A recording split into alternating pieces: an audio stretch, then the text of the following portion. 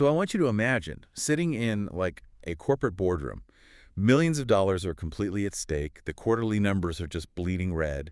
And for an entire hour, you have 12 highly educated executives discussing uh, minor logistics. Right. Arguing over the catering or whatever. Yeah, exactly. Yeah. Without a single person mentioning the massive company-threatening failure that is just staring them right in the face. Oh, it's classic. It is. They are actively expending this immense cognitive energy to ignore a metaphorical elephant. And, I mean, why do humans do this? We have this expectation that language is supposed to be transparent, like a user manual. Sure, like you want the salt. You say, pass the salt. Right. But step into high-level discourse boardrooms, legal negotiations, or even just complex personal relationships, and that user manual goes completely out the window. It really does. It becomes this landscape of pragmatic ambiguity because we like to believe words are these perfectly clear windows into human intention. But they aren't, are they? Not at all. In high-stakes environments, language is, well, it's highly strategic. It functions a lot more like a shadow play. We use specific phrases not to reveal our thoughts, but to manage what we cannot or, simply will not say directly. Okay, let's unpack this, because today's deep dive is focusing on an incredible compendium of 30 idiomatic expressions. Just common phrases we use every single day. But we're looking at them differently today. Exactly. Our mission isn't to just recite a vocabulary list for you. We're going to put these phrases under a high-powered academic linguistic microscope. We're looking at how these idioms function as highly evolved cultural shorthand. Yeah, because these phrases, they allow us to navigate incredibly complex social hierarchies or, epistemic voids and conflict resolution dynamics with just ruthless efficiency. This efficiency, I love that. Right. When you understand the underlying mechanics of an idiom, you start to realize it's a specialized tool. So let's start with that epistemic void you mentioned. When we don't have the facts, or when someone is like actively hiding the facts from us. Oh, yeah. This is a huge area. We're talking about phrases like keep somebody guessing or having to read between the lines. Yeah, so in linguistic terms, we are looking at the management of epistemic uncertainty. Epistemology is basically the study of knowledge like how we know what we know. Right. So when a politician gives deliberately vague answers about their policy or, say, a CEO withholds news about a potential merger for months, they are intentionally manufacturing an epistemic void. They're creating an information asymmetry on purpose. Exactly. Keeping somebody guessing is not just a description of confusion, it is the weaponization of the unknown. The speaker is actively leveraging ambiguity to maintain power. Wow, the weaponization of the unknown. Yeah. So the countermeasure to that weaponized ambiguity is reading between the lines. That's the only defense you have. Right. If I hand you a contract Mm-hmm. that is intentionally vague regarding potential liabilities, Mm-hmm. or, say, an employee writes an email suggesting they are overwhelmed but absolutely refuses to explicitly ask for help, you have to decode the subtext. You're basically acting as a linguistic cryptographer. Yes. You're staring at the literal text, but you are actually reading the negative space of the conversation. You're actively interpreting the non-literal meaning that the speaker has deliberately concealed. And, that requires immense cognitive load. It's exhausting. It really is, which is why navigating information asymmetry burns so much energy. But hold on. Let's apply some friction to this idea of navigating the unknown. What about the phrase, give someone the benefit of the doubt? Oh, that's an interesting one to bring up. Well, think about it. Say a jury lacks hard evidence and has to acquit a defendant, or you believe a colleague's excuse for missing a deadline just because they've never been late before. Sure. If giving the benefit of the doubt means we are moving forward without actual proof, aren't we basically just agreeing to lie to ourselves? Like, academically, isn't that a total failure of epistemic rigor? Because finding the truth is simply too much work. That is a fascinating critique. Seriously. But, and here is the academic counterpoint demanding absolute empirical proof for every single human interaction would cause the entire social apparatus to collapse under its own weight. Because we just don't have the time. Time, energy, resources. It isn't necessarily abandoning rigor. Rather, giving the benefit of the doubt is a pragmatic concession to the limits of human knowledge. Oh, interesting. Yeah, it is a structured, socially agreed upon protocol. It allows a legal system or, a marriage to move forward despite a total lack of empirical data. It's a functional placeholder for truth. A functional placeholder. I like that. It keeps the gears of society turning when the data just isn't there. Precisely. But what about when we don't even have a placeholder? We have phrases that denote total paralyzing uncertainty. Like being up in the air. Yes, up in the air, like international travel plans stalled indefinitely by visa issues or a massive infrastructure project frozen until a city council makes a final ruling. The spatial metaphor of up in the air is really critical there. It implies a suspension of gravity, a complete lack of grounded reality. Because it hasn't landed yet. Right. You cannot build a foundation on something that is still hovering. And then you have the even more colloquial, your guess is as good as mine. Like, when will the server come back online? Well, your guess is as good as mine. It's a mutual surrender. Yeah, exactly. We are establishing total epistemic parity. Yeah. Meaning you and I are both equally clueless. We are. And the jarring contrast to that total uncertainty is the absolute finality found in a phrase like, not a spark of truth. Oh man, that is a strong phrase. It is. Imagine dealing with malicious, damaging rumors about a high-profile separation. To say there is not a spark of truth is an uncompromising assertion of falsehood. There's no wiggle room there. None at all. We instantly leave the murky, cryptographic waters of guessing, and we enter an environment of zero validity. It obliterates the premise itself. But those moments of absolute clarity are rare. Most of the time, we are stuck in that murky water. Sadly, yes. We're keeping people guessing. We're totally exhausted from reading between the lines. And when that ambiguity persists for too long, it breeds immense friction. The truth can only be obscured for so long before it detonates. Exactly. Which moves us perfectly from the management of the unknown into the management of outright hostility. Let's look at the rhetoric of conflict and discourse management. This is such a rich area. Notice how heavily we rely on spatial, physical, and animal metaphors to describe systemic disagreement. It's always a physical fight in our language. Right. We can contrast two highly distinct communicative strategies here. Yeah. A bone of contention and the elephant in the room. Both address deeply problematic issues, but they function in diametrically opposed ways. Here's where it gets really interesting, though. With a bone of contention, the dispute is completely visible. It's right there on the table. Right.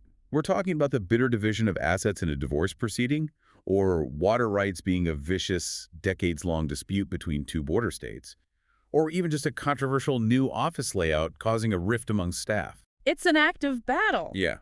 People are quite literally fighting over it like two dogs with a bone. It's a zero-sum game. The conflict is the text of the interaction. All participating parties acknowledge the systemic disagreement.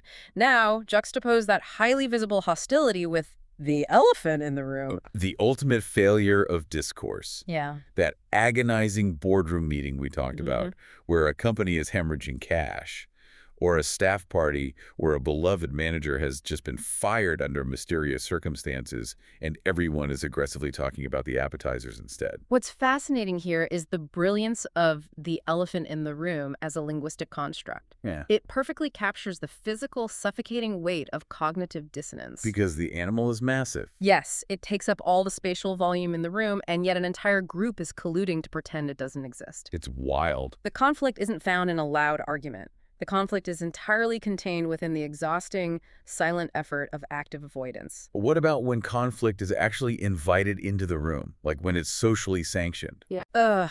Playing the devil's advocate. Yes. Heh. Let's dissect play devil's advocate.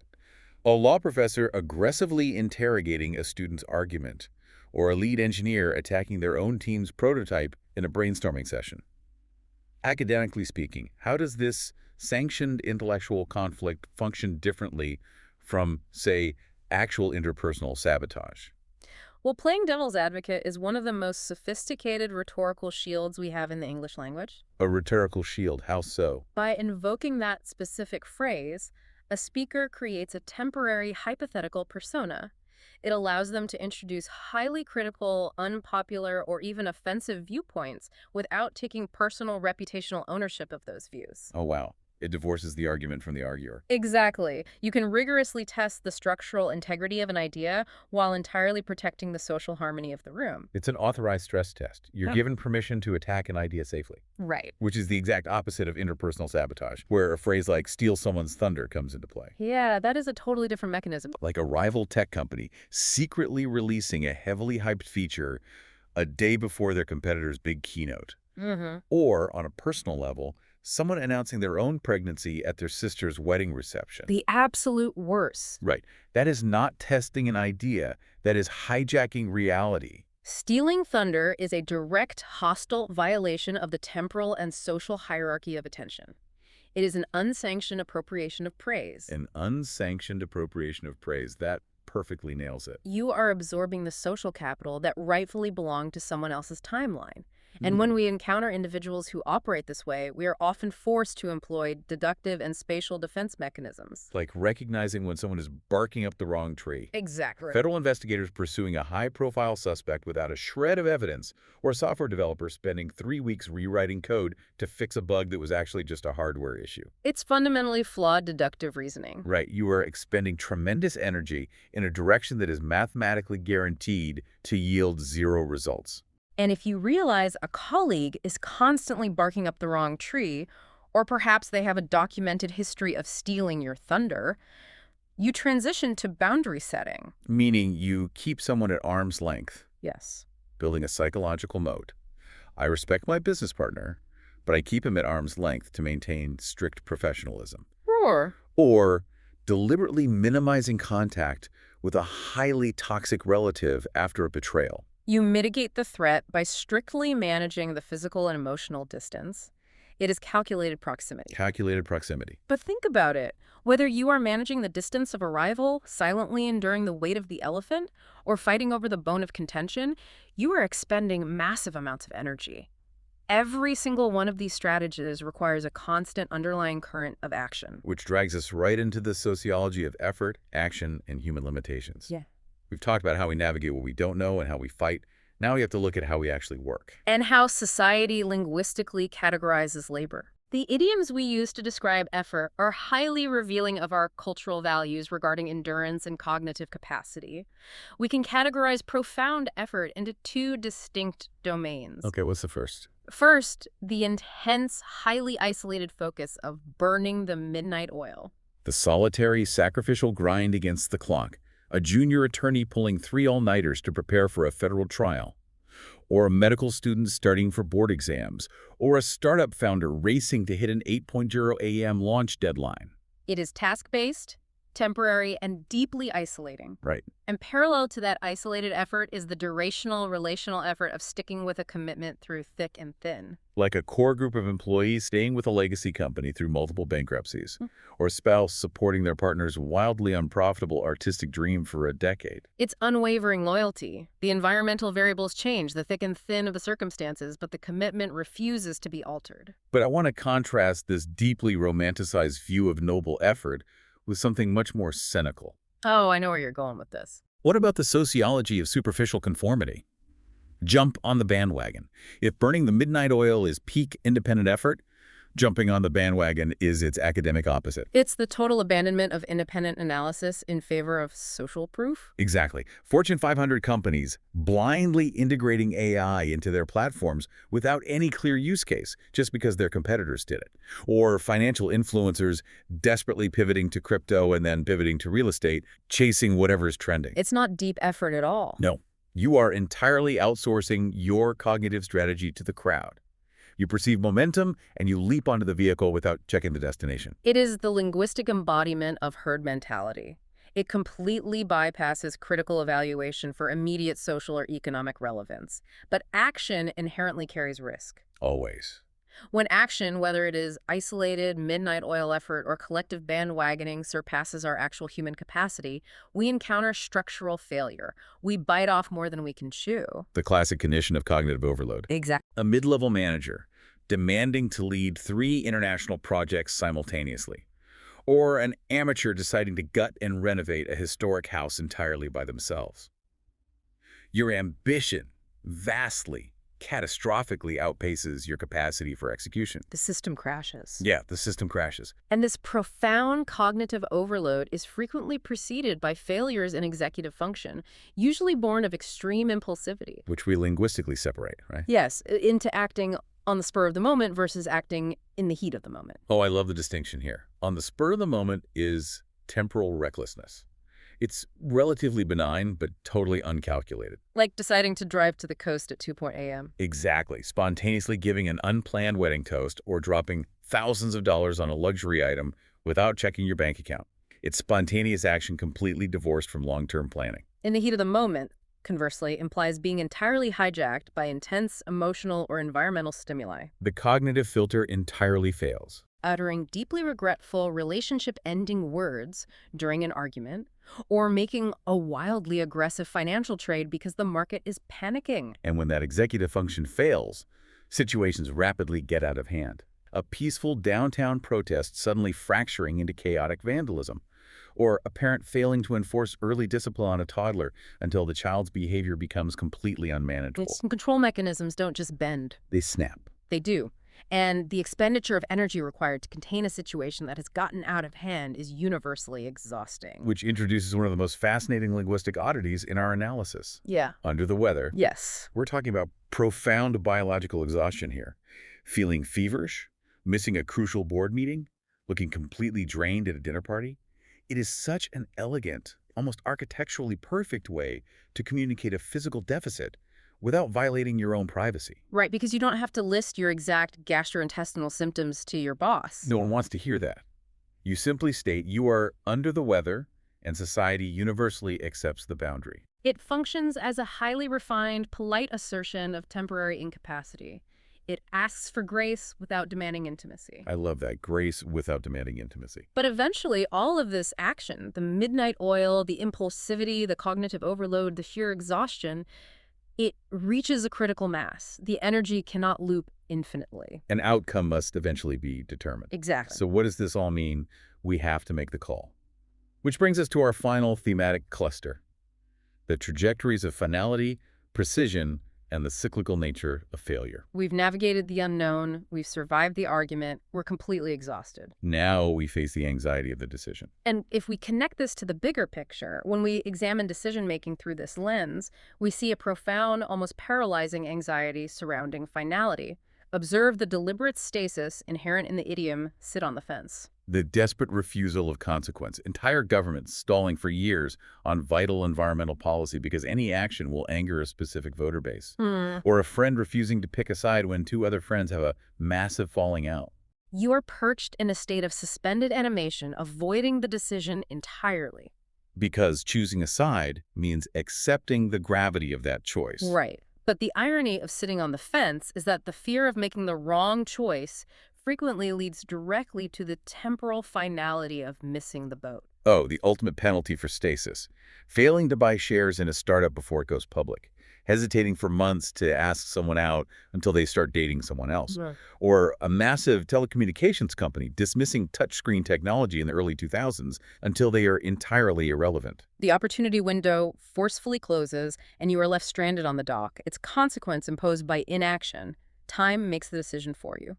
And if we look at the absolute terminal point of strategic options, we find the last resort. The end of the line. Undergoing major spinal surgery for back pain when years of physical therapy have failed, a labor union initiating a crippling strike because 12 rounds of contract negotiations broke down.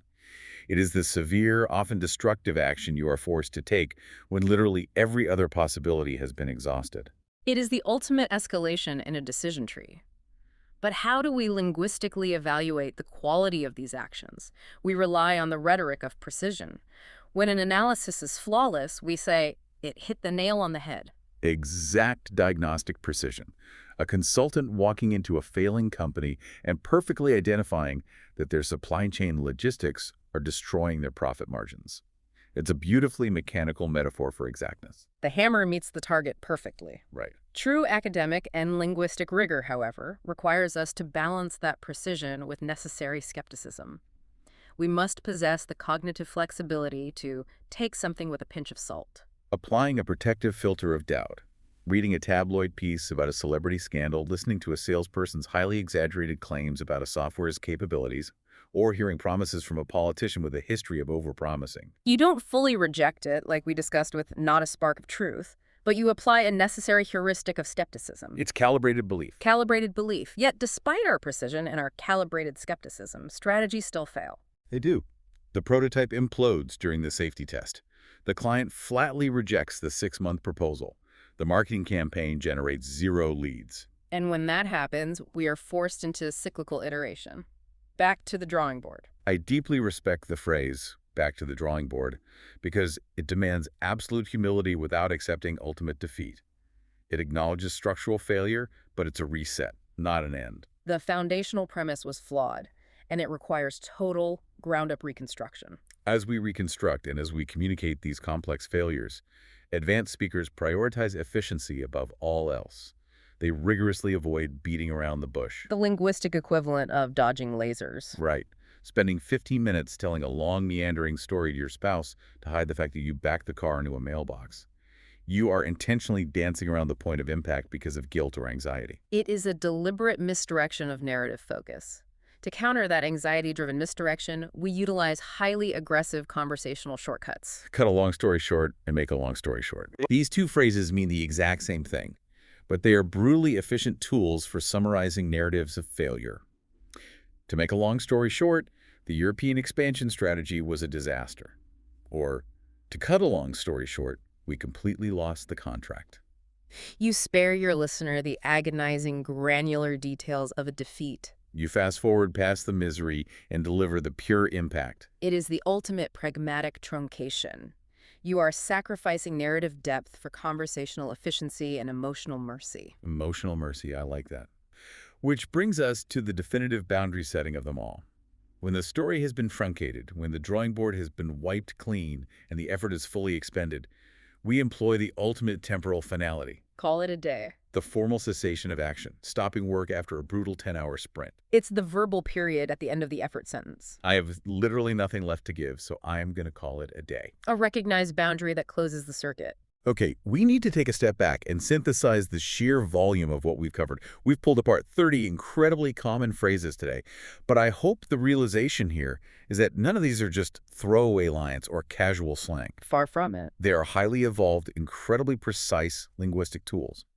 They allow speakers, they allow you to negotiate epistemic uncertainty without lying, to manage hostile conflict without completely destroying relationships, and to enforce social boundaries with absolute academic precision. They form the invisible architecture of our daily negotiations. We rely on this cultural shorthand to survive the sheer complexity of human interaction. So I want you, listening right now, to evaluate your own conversational landscape. The next time you're in a high-stakes meeting or trying to navigate a genuinely tricky personal relationship, notice which of these rhetorical strategies you default to. It's very revealing. Are you constantly building moats and keeping people at arm's length? Are you chronically sitting on the fence because you fear the consequence of action? Or are you the one who is finally brave enough to call out the suffocating elephant in the room? That self-reflection raises a crucial question, actually, and perhaps a final, somewhat provocative philosophical thought to leave you with. Let's hear it. We've established that these idioms function as brilliant heuristics, a way to bypass beating around the bush or to efficiently cut a long story short.